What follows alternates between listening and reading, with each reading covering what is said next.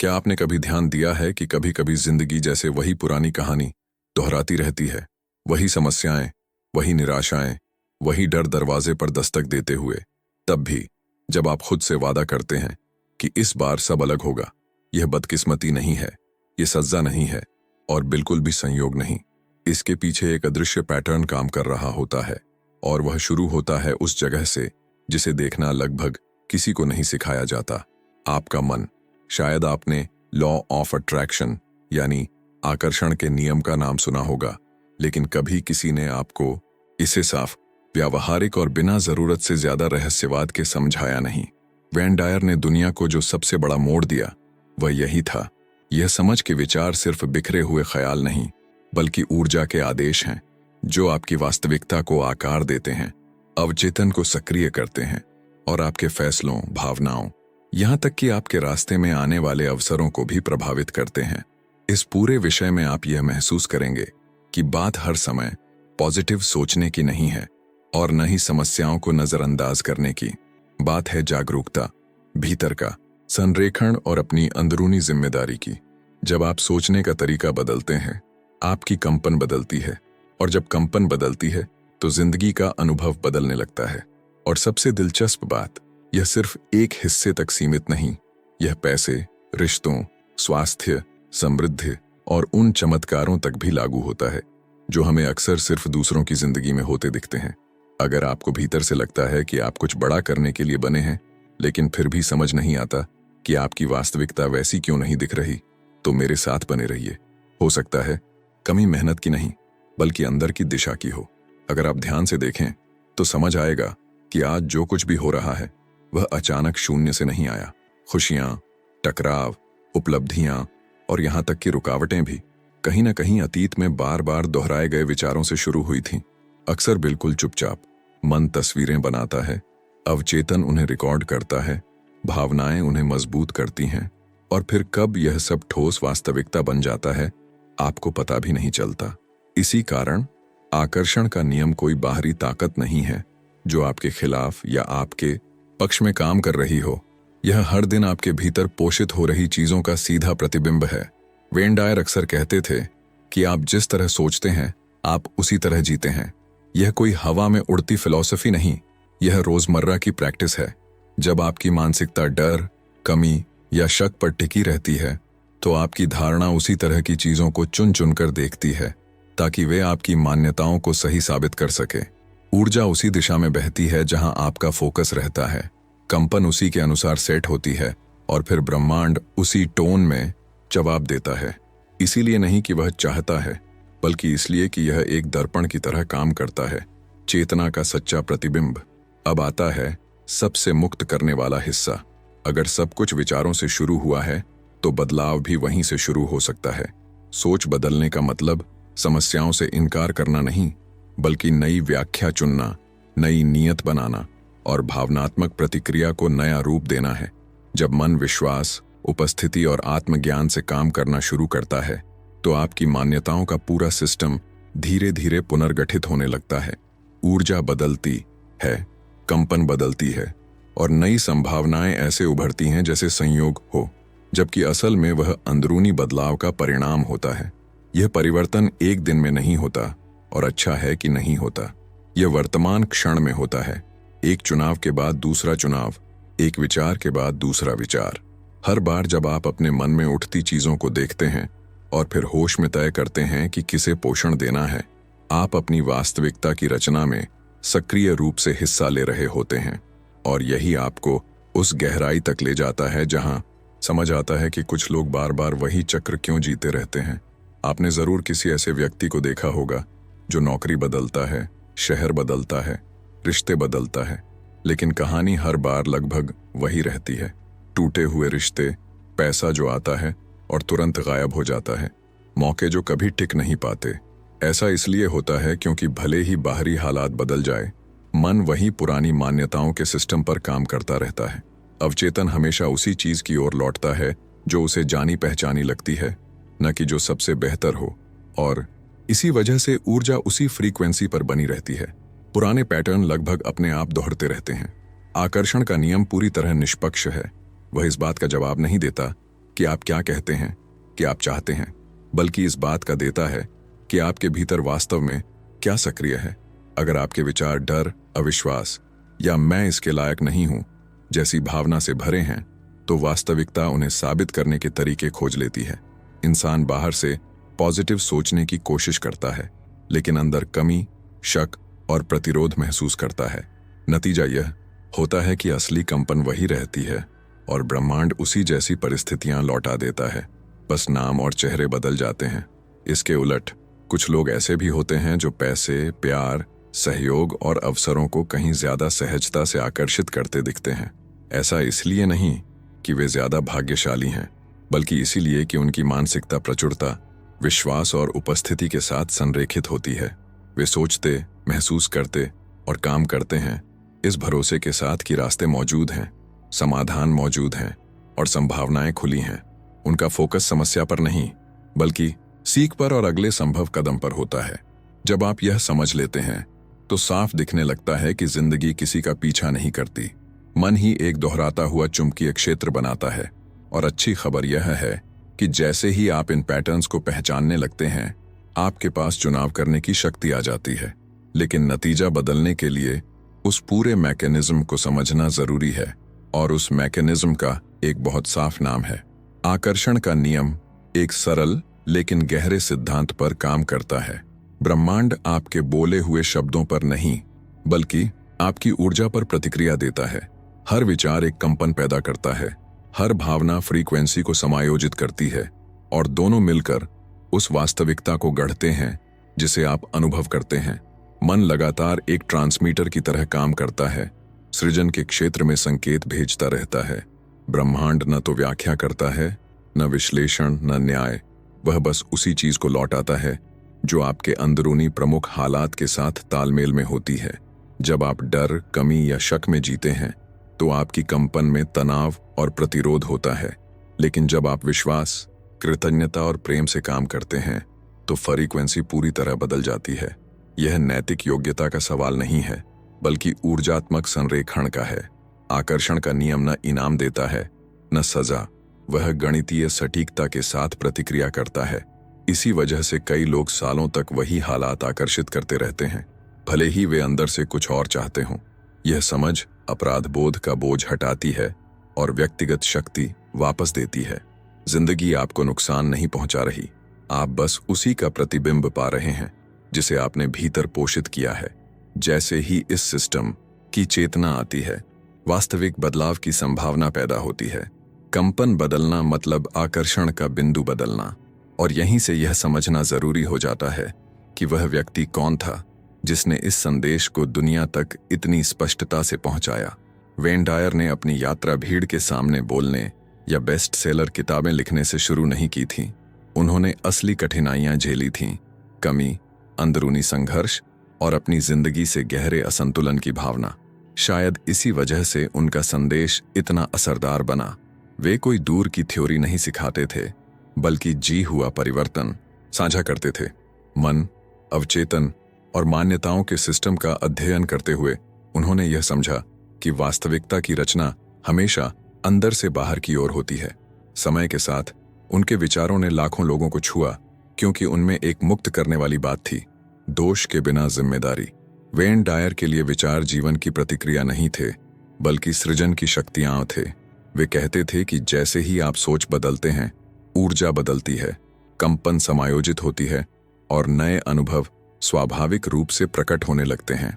यह जादू नहीं था, बल्कि चेतना, नियत और कर्म के संरेखण का परिणाम था। वेन डायर का मुख्य संदेश कई लोगों के लिए सीधा और थोड़ा असहज था। अगर आपको अपनी मौजूदा वास्तविकता पसंद नहीं है, तो सबसे पहले यह देखिए कि आप अक्सर क्या सोचते हैं और क्या महसूस करते हैं। वे सिखाते थे कि डर ऊर्जा को रोकता है, विश्वास उसे फैलाता है और कृतज्ञता ऐसे रास्ते खोलती है जो दिखाई नहीं देते। यह दृष्टि मन, भावना और वर्तमान क्षण को एक साथ जोड़ती है। और जब यह समझ गहरी होती जाती है तो साफ हो जाता है कि आकर्षण का नियम केवल सकारात्मक वाक्य दोहराने से कहीं आगे की चीज है। आकर्षण का नियम किसी सतही ट्रिक की तरह काम नहीं करता कि आप शीशे के सामने खड़े होकर सुंदर वाक्य दोहराएं और सब बदल जाए। आंतरिक संरेखण के बिना सकारात्मक सोच केवल छिपा हुआ प्रतिरोध बन जाती है। वास्तविकता को सच में वही बनाता है जो विचारों, भावनाओं और अवचेतन में जमा गहरी मान्यताओं के बीच सामंजस्य से पैदा होता है। अगर मन कहता है मैं चाहता हूं, लेकिन भावना डर या शक से भरी है, तो जो कंपन भेजी जाती है वह विरोधाभासी होती है और ब्रह्मांड हमेशा उसी का जवाब देता है जो महसूस किया जाता है, न कि सिर्फ कहा जाता है। इसीलिए बहुत से लोग यह सोचकर निराश हो जाते हैं कि यह काम नहीं करता, यह प्रक्रिया की असफलता नहीं है, यह अंदरूनी असंतुलन है। वास्तविकता की रचना के लिए ऊर्जात्मक संगति जरूरी है। जब विचार, भावना और विश्वास एक साथ चलते हैं तो मानसिक चुंबकत्व मजबूत हो जाता है। मन कल्पना करता है, हृदय महसूस करता है और अवचेतन उसे सत्य मान लेता है। यहीं से भौतिक दुनिया में अभिव्यक्ति आकार लेना शुरू करती है। वेन डायर जोर देते थे कि सिर्फ चाहना काफी नहीं, आपको कंपन के स्तर पर वही बनना होता है जिसे आप पाना चाहते हैं। बाहरी वास्तविकता बस इस अंदरूनी बदलाव का अनुसरण करती है और जितना अधिक यह अवस्था स्थिर होती है उतना ही कम प्रयास महसूस होता है। यहीं से जीवन बहने लगता है। यह समझ सब कुछ बदल देती है, क्योंकि ध्यान अब एक और भी बुनियादी चीज पर जाता है, वह फ्रीक्वेंसी जिसे आप रोजाना बनाए रखते हैं। ब्रह्मांड में हर चीज ऊर्जा और फ्रीक्वेंसी पर काम करती है, आपके विचार और भावनाएं भी। जब आप प्रेम, कृतज्ञता और विश्वास महसूस करते हैं तो आपकी कंपन स्वाभाविक रूप से ऊंची हो जाती है। यह आंतरिक अवस्था धारणा को फैलाती है, निर्णयों को बेहतर बनाती है और ऐसे समाधान आकर्षित करती है जो पहले अदृश्य लगते थे। मन साफ होता है, फोकस समायोजित होता है और वास्तविकता अलग ढंग से जवाब देने लगती है। ऐसा नहीं कि समस्याएं गायब हो जाती हैं, बल्कि रास्ते दिखाई देने लगते हैं। सकारात्मक ऊर्जा गति, खुलापन और समकालिकता पैदा करती है और इसका असर पैसे, रिश्तों और यहां तक कि उपचार की प्रक्रियाओं पर भी पड़ता है। इसके विपरीत जब फ्रीक्वेंसी नीचे होती है, डर, गुस्सा या कमी से भरी, तो सब कुछ अटका हुआ सा लगता है। मन रक्षा की स्थिति में चला जाता है, अवचेतन सीमित मान्यताओं को मजबूत करता है और धारणा संकुचित हो जाती है। छोटे अवरोध बड़े नाटक बन जाते हैं और वही हालात बार बार दोहरते हैं। यह सज्जा नहीं है, यह कंपन की संगति है। आप जिस ऊर्जा को बनाए रखते हैं वही अनुभव आप आकर्षित करते हैं। फ्रीक्वेंसी बढ़ाना नकली खुशी दिखाना नहीं है, बल्कि जागरूकता चुनना है। और यहीं से समझ आता है कि मन कैसे एक सच्चे चुंबक की तरह काम करता है। मन एक चुंबकीय क्षेत्र की तरह है जो उन्हीं अनुभवों को आकर्षित करता है जो उस सोच और भावना के साथ संगत होते हैं जिन्हें आप सबसे ज्यादा तीव्रता से जीते हैं। जिस चीज को भावनात्मक फोकस मिलता है वह अवचेतन में ताकत पकड़ लेती है और वास्तविकता के पैटर्न के रूप में दोहराने लगती है। जब डर इस जगह पर कब्जा करता है तो वह असुरक्षा और सीमाओं की पुष्टि करने वाली परिस्थितियां खींच लाता है। लेकिन जब विश्वास और प्रेम को पोषण मिलता है तो कंपन बदलती है और जीवन अप्रत्याशित अवसरों के साथ जवाब देता है। यह संयोग नहीं, मानसिक चुंबकत्व की क्रिया है। ऊर्जा ध्यान का अनुसरण करती है और ध्यान रास्ते बनाता है। सबसे अहम बात यह है कि मन भावना के साथ जुड़ी कल्पना और वास्तविकता में फर्क नहीं करता। इसी कारण समस्याओं के बारे में बार बार सोचना और महसूस करना और ज्यादा समस्याएं पैदा करता है। समाधान को भावना के साथ सोचना दरवाजे खोलता है।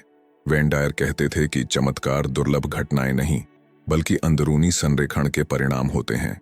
जब मन जीवन से लड़ना छोड़कर ब्रह्मांड के प्रवाह पर भरोसा करना सीखता है तो समकालिकताएं सामने आने लगती हैं, वास्तविकता सहयोग करने लगती है और यह शक्ति तब और गहरी हो जाती है जब आप समझते हैं कि विश्वासों का सिस्टम चुपचाप सब कुछ कैसे आकार देता है। जो कुछ भी आप विचार, भावना और शब्दों में बार बार दोहराते हैं वही धीरे धीरे अवचेतन द्वारा सच मान लिया जाता है। समय के साथ ये विचार विश्वास बन जाते हैं और वही विश्वास आपके फैसलों, व्यवहार और स्वचालित प्रतिक्रियाओं को दिशा देने लगते हैं। अक्सर आपको एहसास भी नहीं होता, लेकिन मन उसी को साबित करने में लग जाता है जिस पर वह विश्वास करता है। अगर विश्वास कमी का है तो वास्तविकता उसकी पुष्टि करती है। अगर विश्वास योग्यता और संभावना का है तो जीवन विस्तार दिखाने लगता है। विश्वासों का यह सिस्टम धारणा का एक अदृश्य फिल्टर होता है। वही तय करता है कि आप क्या देखते हैं, क्या महसूस करते हैं और क्या आकर्षित करते हैं। और अधिकतर लोगों को इसे सवाल करने की शिक्षा कभी मिली ही नहीं। सीमित करने वाले विश्वास अक्सर पुराने अनुभवों, आलोचनाओं, डर और सामाजिक दोहराव से जन्म लेते हैं। जब इन्हें देखा नहीं जाता तो ये व्यक्ति को कमी, संघर्ष और निराशा के चक्र में बांध देते हैं। इसके विपरीत भरोसे, विश्वास और प्रचुरता पर आधारित विश्वास मुक्त करते हैं और नए रास्ते खोलते हैं। अवचेतन तर्क से ज्यादा भावनात्मक दोहराव पर प्रतिक्रिया देता है। यही वजह है कि कल्पना, पुष्टिवाक्य और सचेत उपस्थिति पुनः प्रोग्रामिंग के शक्तिशाली साधन हैं। विश्वास बदलना वर्तमान वास्तविकता से इनकार करना नहीं, बल्कि भीतर एक नया आधार बनाना है। और यही आधार उस मानसिकता को तय करता है जिसे आप हर दिन जीते हैं। कमी की मानसिकता मन को लगातार सर्वाइवल मोड में रखती है। यह मेरे लिए नहीं है, यह बहुत मुश्किल है, यह गलत हो जाएगा। ऐसे विचार लगभग बिना रुके दोहरते रहते हैं। यह कंपन चिंता पैदा करती है, रचनात्मकता को रोकती है और अवसरों की धारणा को सीमित कर देती है। अवचेतन कमी के सबूत ढूंढने लगता है और चक्र और मजबूत हो जाता है। कभी कभी जब कुछ अच्छा आता भी है तो व्यक्ति शक करता है या खुद ही उसे बिगाड़ देता है। ऊर्जा सिकुड़ी हुई, भारी और रक्षात्मक बन जाती है और वास्तविकता ज्यादा मेहनत और कम प्रवाह के साथ जवाब देती है। प्रचुरता की मानसिकता चुनौतियों से आंख नहीं चुराती, लेकिन संभावनाएं देखती है। ऐसा सोचने वाला व्यक्ति मानता है कि रास्ते हैं, समाधान हैं और संसाधन उपलब्ध हैं। डर की जगह विश्वास ले लेता है और कृतज्ञता धारणा को समायोजित करती है। कंपन फैलती है, फोकस बेहतर होता है और चुनाव ज्यादा सचेत बनते हैं। प्रचुरता पहले मन में जन्म लेती है, फिर जेब में दिखाई देती है। वेन डायर कहते थे कि समृद्धि सबसे पहले एक आंतरिक अवस्था है। जब यह मानसिकता स्थिर हो जाती है तो पैसा, रिश्ते और अवसर प्रवाह के लिए जगह पा लेते हैं। और इस प्रक्रिया को तेज करने वाला एक सरल अभ्यास भी है। कृतज्ञता कंपन को ऊंचा करने और आंतरिक अवस्था बदलने के सबसे तेज तरीकों में से एक है। जब आप परिणाम दिखने से पहले ही धन्यवाद महसूस करते हैं तो मन कमी से निकलकर प्रचुरता के क्षेत्र में प्रवेश करता है। धारणा बदलती है, फोकस समस्या से सीख की ओर जाता है। अवचेतन यह समझता है कि पहले से ही मूल्य, सहारा और संभावना मौजूद है। इससे शांति, भरोसा और ऊर्जात्मक खुलापन पैदा होता है। वास्तविकता ज्यादा सहजता से जवाब देने लगती है, जादू से नहीं बल्कि कंपन की संगति से। रोज कृतज्ञता का अभ्यास चुपचाप विश्वासों के सिस्टम को पुनः प्रोग्राम करता है। यह सुबह उठते ही हो सकता है, सोने से पहले या दिन के बीच छोटे छोटे सचेत विरामों में। महत्वपूर्ण बात चीजों की यांत्रिक सूची नहीं बल्कि महसूस करना है। महसूस की गई कृतज्ञता भावनाओं, विचारों और फ्रीक्वेंसी को एक साथ समायोजित करती है। वेन डायर कहते थे, जितना ज्यादा आप धन्यवाद देते हैं उतने ही ज्यादा कारण सामने आने लगते हैं। यह अभ्यास अभिव्यक्ति के लिए एक उपजाऊ क्षेत्र बनाता है और जब इसे सचेत कल्पना के साथ जोड़ा जाता है तो प्रभाव और गहरा हो जाता है। कल्पना अवचेतन की पसंदीदा भाषा है क्योंकि वह शब्दों से ज्यादा चित्रों पर प्रतिक्रिया देता है। जब आप किसी स्थिति की स्पष्ट कल्पना करते हैं तो मन उसे वास्तविक मानना शुरू कर देता है। भावनाएं सक्रिय होती हैं, कंपन समायोजित होती है और शरीर उसी के अनुसार प्रतिक्रिया करता है। इसी वजह से खिलाड़ी, उद्यमी और नेता दशकों से इस अभ्यास का उपयोग करते आ रहे हैं। कल्पना करना भागना नहीं बल्कि संभावनाओं को पहचानने के लिए मन को प्रशिक्षित करना है। फोकस समस्या से हटकर परिणाम पर चला जाता है और यह रोजमर्रा के फैसलों को बिना जोर लगाए बदल देता है। कल्पना का सबसे अहम तत्व भावना है। सिर्फ देखना काफी नहीं, महसूस करना जरूरी है, जैसे आप पहले से वही जीवन जी रहे हों। अवचेतन इस अनुभव को परिचित मान लेता है और उसे दोहराने के रास्ते खोजने लगता है। दिन में 10 मिनट का शांत समय भी इस प्रक्रिया को शुरू करने के लिए काफी है। वेन डायर कहते थे कि विश्वास से जुड़ी कल्पना अदृश्य और दृश्य के बीच पुल बनाती है। वास्तविकता इस आंतरिक प्रशिक्षण के अनुसार खुद को व्यवस्थित करने लगती है और जब इस प्रक्रिया में शब्द जोड़े जाते हैं तो असर कई गुना बढ़ जाता है। पुष्टिवाक्य तब अवचेतन तक सही तरह से पहुंचते हैं जब उन्हें सही विधि से किया जाए। वर्तमान काल में बोले गए वाक्य मन को नई पहचान को वास्तविक मानने में मदद करते हैं। असली रहस्य शब्दों में नहीं, बल्कि उस भावना में होता है जो उनके साथ जुड़ी होती है। जब आप पूरी उपस्थिति के साथ कुछ कहते हैं तो शरीर उसे महसूस करता है, ऊर्जा प्रतिक्रिया देती है और कंपन अपने आप समायोजित हो जाती है। दोहराव से परिचय बनता है और परिचय से विश्वास। इसी तरह आंतरिक पैटर्न धीरे धीरे बदलने लगते हैं। भावना के बिना बोले गए वाक्य केवल शोर होते हैं, लेकिन महसूस किए गए वाक्य पुनः प्रोग्रामिंग बन जाते हैं। इनका अभ्यास करने का सबसे अच्छा समय सुबह जागने के तुरंत बाद और रात को सोने से पहले होता है, जब अवचेतन सबसे अधिक ग्रहणशील होता है। प्रभाव को बढ़ाने के लिए पुष्टि वाक्यों को कल्पना के साथ जोड़ना बहुत उपयोगी होता है। लंबे और जटिल वाक्यों की बजाय सरल वाक्य अधिक प्रभावी होते हैं, जैसे मैं जीवन के प्रवाह पर भरोसा करता हूं या मैं सहजता से समृद्धि को आकर्षित करता हूं। वेन डायर सिखाते थे कि व्यक्ति वही बनता है जिसे वह विश्वास के साथ बार बार दोहराता है। कभी कभार की तीव्रता से ज्यादा निरंतरता का महत्व होता है। समय के साथ मन प्रतिरोध करना छोड़ देता है और यही अवस्था डर की जगह प्रेम से प्रेरित निर्णयों के लिए आधार तैयार करती है। मानव जीवन के अधिकांश निर्णय दो मूल ऊर्जाओं से उत्पन्न होते हैं, डर या प्रेम। जब डर नेतृत्व करता है तो मन सुरक्षा, नियंत्रण और पूर्वानुमान की तलाश में रहता है। इससे ठहराव, आत्मविरोधी व्यवहार और पुराने पैटर्न की बार बार पुनरावृत्ति होती है। अवचेतन हमेशा उसी को चुनता है जो परिचित लगता है, भले ही वह कष्टदायक क्यों न हो। कंपन सिकुड़ जाती है, धारणा सीमित हो जाती है और अवसर दिखाई नहीं देते। डर ब्रह्मांड के स्वाभाविक प्रवाह के प्रति प्रतिरोध पैदा करता है और वास्तविकता अधिक संघर्ष और कठिनाई के रूप में प्रतिक्रिया देती है। इसके विपरीत जब प्रेम और विश्वास निर्णयों का मार्गदर्शन करते हैं तो ऊर्जा स्वतः फैलने लगती है। मन अधिक खुला, जिज्ञासु और आत्मविश्वासी बनता है। अनिश्चित परिस्थितियों में भी गति पैदा होती है। वेन डायर कहते थे कि प्रेम से कार्य करना भोलेपन का संकेत नहीं, बल्कि गहरे संरेखण का परिणाम है। यह दृष्टिकोण सहयोग, सही लोगों से मुलाकात और अर्थपूर्ण संयोगों को आकर्षित करता है। वास्तविकता सहयोग करने लगती है। चुनौतियां समाप्त नहीं होती, लेकिन उनसे निपटने का तरीका पूरी तरह बदल जाता है। और यह चयन तभी संभव होता है जब व्यक्ति वर्तमान क्षण में पूरी तरह उपस्थित हो।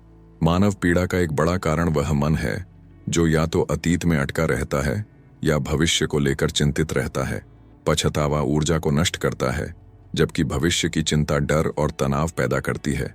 जब ध्यान वर्तमान क्षण में नहीं होता तो वास्तविकता की रचना बिखर जाती है, मन की स्पष्टता कम हो जाती है, ध्यान भटकता है और अवचेतन स्वतः संचालित अवस्था में चला जाता है।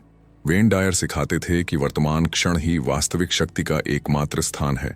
यहीं विचार बल पाते हैं, यहीं चुनाव होते हैं। वर्तमान से बाहर कोई भी सचेत सृजन संभव नहीं होता। वर्तमान में रहना योजनाओं या स्मृतियों से भागना नहीं है, बल्कि उनका कैदी न बनना है। जब आप अपना ध्यान अभी के क्षण में लाते हैं तो ऊर्जा व्यवस्थित होने लगती है, भावनाएं शांत होती हैं, धारणा विस्तृत होती है और अंतर्ज्ञान निर्णयों का मार्गदर्शन करने लगता है। वर्तमान क्षण वह स्थान है जहां कंपन तुरंत बदली जा सकती है। यहीं चिंता की जगह विश्वास लेता है और यहीं से जीवन एक नए प्रवाह में प्रवेश करता है। इरादा वह बिंदु है जहां मन, भावना और कर्म एक ही दिशा में जुड़ने लगते हैं। यह केवल किसी चीज को चाहने का नाम नहीं, बल्कि भीतर से एक स्पष्ट दिशा चुनने की प्रक्रिया है। जब इरादा साफ होता है तो ऊर्जा अपने आप उसके चारों ओर संगठित होने लगती है।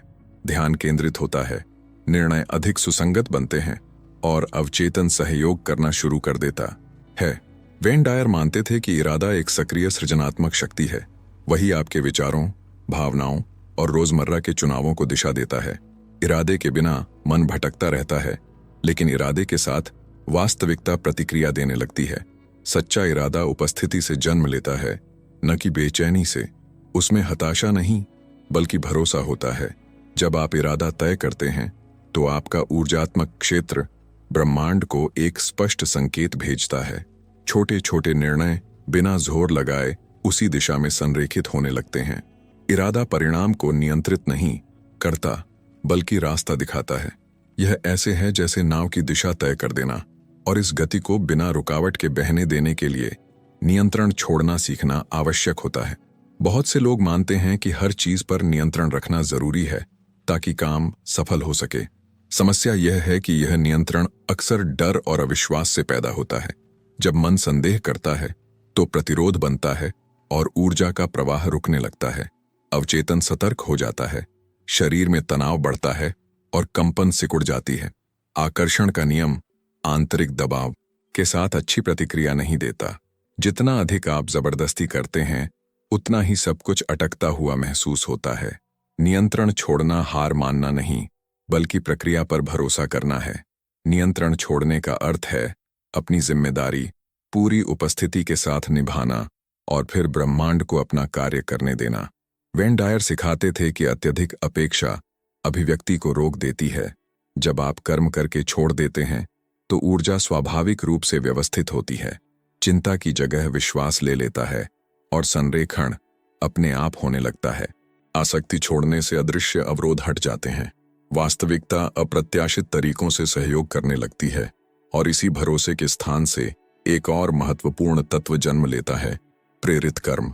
सोचना, कल्पना करना और पुष्टि वाक्य कहना प्रक्रिया के आवश्यक हिस्से हैं, लेकिन वे अकेले पर्याप्त नहीं होते। अभिव्यक्ति तब पूर्ण होती है जब इरादे के साथ मेल खाता हुआ कर्म किया जाता है। प्रेरित कर्म जल्दबाजी या डर से नहीं, बल्कि स्पष्टता से उत्पन्न होता है। यह वह शांत आंतरिक संकेत होता है जो तब आता है जब मन और भावना एक लय में हों। इसमें अत्यधिक प्रयास नहीं लगता, केवल सही समय पर अगला कदम उठाने का साहस चाहिए। छोटे छोटे कदम यदि सही समय पर लिए जाए तो गहरा प्रभाव डालते हैं। ब्रह्मांड गति का जवाब देता है, ठहराव प्रवाह को रोक देता है। वेन डायर कहते थे कि जीवन आपको रास्ते में मिलता है, खड़े रहकर इंतजार करने पर नहीं। जब आप संरेखण के साथ कार्य करते हैं तो नए संपर्क, नए विचार और नए अवसर सामने आने लगते हैं। प्रेरित कर्म अदृश्य और दृश्य के बीच पुल बनाता है। उसे परिपूर्ण होने की जरूरत नहीं, बस इरादे के साथ सुसंगत होना चाहिए। हर कदम भीतर के भरोसे को मजबूत करता है। वास्तविकता आपके आंदोलन के अनुसार खुद को ढालने लगती है और इस अवस्था को बनाए रखने के लिए आपके चारों ओर का वातावरण भी आपकी ऊर्जा का समर्थन करना चाहिए। आप जिस वातावरण में रहते हैं वह सीधे तौर पर आपके विचारों, भावनाओं और कंपन को प्रभावित करता है। नकारात्मक लोग, लगातार शिकायतें और बुरी खबरों की अधिकता बिना एहसास के आपकी ऊर्जा को कम कर देती है।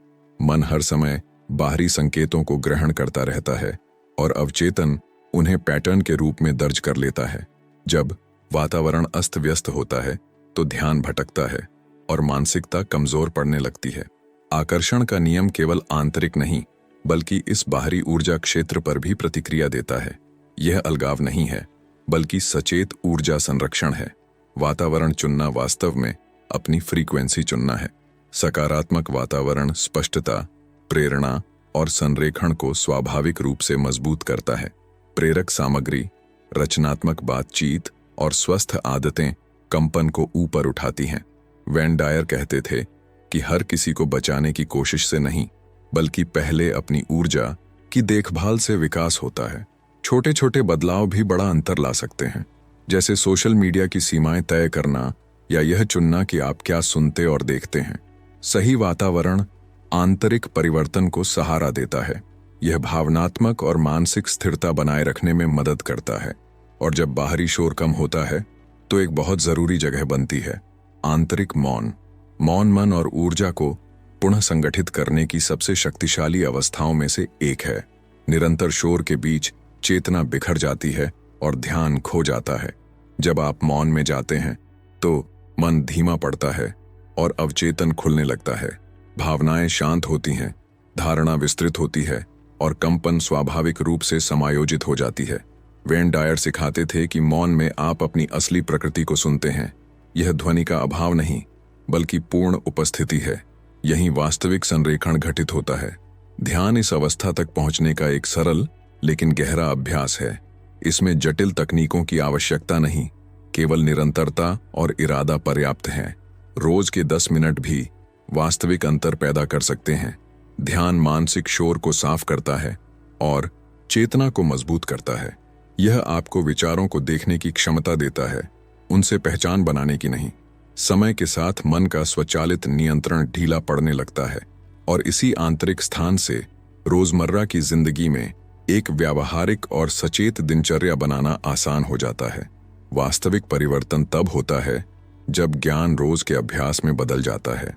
दिन की शुरुआत कृतज्ञता से करें, कम से कम 3 सच्चे कारण लिखकर या महसूस करके जिनके लिए आप आभारी हैं। इसके बाद लगभग 10 मिनट सचेत कल्पना के लिए रखें, उस जीवन की कल्पना करते हुए जिसे आप जीना चाहते हैं। अवचेतन को संरेखित करने के लिए वर्तमान काल में सरल पुष्टिवाक्य उपयोग करें। जहां तक संभव हो नकारात्मक बातचीत और खबरों से दूरी बनाए रखें। सुबह सुबह अपनी ऊर्जा की रक्षा करें। छोटी छोटी पसंदें बड़े बदलाव लाती हैं। तीव्रता से ज्यादा निरंतरता मायने रखती है। दिन के दौरान अपने विचारों और भावनाओं को बिना निर्णय के देखें। जब डर या प्रतिरोध दिखे तो फिर से ध्यान और इरादे पर लौट आएं। साधारण कामों में भी उपस्थिति का अभ्यास करें। सोने से पहले पुष्टि वाक्य दोहराएं और शांत मन से फिर से कल्पना करें। वेन डायर सिखाते थे कि दिन की शुरुआत और अंत अवचेतन में दर्ज होते हैं। प्रेरित कर्म इसी अवस्था से स्वाभाविक रूप से जन्म लेता है। परिणामों को जबरदस्ती न करें, केवल संरेखण बनाए रखें। दिनचर्या ऊर्जात्मक स्थिरता बनाती है और यही आपको एक शक्तिशाली अंतिम संदेश के लिए तैयार करती है। अब तक आपने जो कुछ देखा और समझा है उससे एक बात बिल्कुल स्पष्ट हो जाती है। जीवन उस तरीके से प्रतिक्रिया करता है जैसे आप सोचते हैं, महसूस करते हैं और कार्य करते हैं। यह बाहरी दुनिया को नियंत्रित करने की बात नहीं है, बल्कि अपने भीतर की दुनिया की जिम्मेदारी लेने की प्रक्रिया है। वैन डायर सही कहते थे कि जब आप अपने विचार बदलते हैं तो आपका जीवन बदलने लगता है। हर सचेत चुनाव कंपन को बदलता है। हर नई आदत भीतर की शक्ति को मजबूत करती है। परिवर्तन बाहर से भीतर की ओर नहीं होता, वह शांत रूप से मन से शुरू होता है। अब सवाल सरल और सीधा है। इस समझ के साथ आप क्या करने वाले हैं? क्या आप पहले की तरह स्वचालित ढंग से जीते रहेंगे या अपनी वास्तविकता को सचेत रूप से गढ़ना शुरू करेंगे? आकर्षण का नियम खाली इरादों का नहीं, बल्कि संरेखित कर्म का जवाब देता है। अगर यह संदेश आपके भीतर कहीं गूंजा है तो इसे यहीं न छोड़ें, इसे अपने जीवन में लागू करें। छोटे बदलावों से शुरुआत करें, लेकिन उन्हें निरंतर बनाए रखें। अब एक क्षण रुककर अपने आप से पूछिए, आप रोज अपने मन को किससे पोषण दे रहे हैं? आपके चुनाव डर से निकल रहे हैं या प्रेम से? आपकी कंपन कमी को मजबूत कर रही है या प्रचुरता के लिए जगह बना रही है? आकर्षण का नियम पूर्णता नहीं मांगता, बल्कि जागरूकता और निरंतरता चाहता है। हर छोटा आंतरिक समायोजन ऊर्जात्मक क्षेत्र को बदल देता है और बाहरी संभावनाओं को जन्म देता है। परिवर्तन की शुरुआत तब होती है जब आप खुद को ईमानदारी से देखना चुनते हैं, और यह चुनाव अपने आप में शक्ति का प्रतीक है। आज से आप अधिक इरादतन, संरेखित और सचेत जीवन चुन सकते हैं। कृतज्ञता का अभ्यास करें, भावना के साथ कल्पना करें, उपस्थिति के साथ पुष्टि वाक्य बोलें और जब अंतर्ज्ञान बुलाए तो कार्य करें। किसी बड़े संकेत का इंतजार न करें, अभी जो आपके पास है वहीं से शुरुआत करें। अगर यह सामग्री आपके लिए उपयोगी रही है तो चैनल को सब्सक्राइब करें और सूचनाएं सक्रिय करें, ताकि आप चेतना, समृद्धि और आध्यात्मिक सफलता से जुड़े और व्यावहारिक मार्गदर्शन पाते रहें। इसे किसी ऐसे व्यक्ति के साथ साझा करें जिसे आज इस संदेश की जरूरत है। आपकी वास्तविकता का अगला कदम आप पर निर्भर करता है और वह कदम अभी इसी क्षण से शुरू होता है।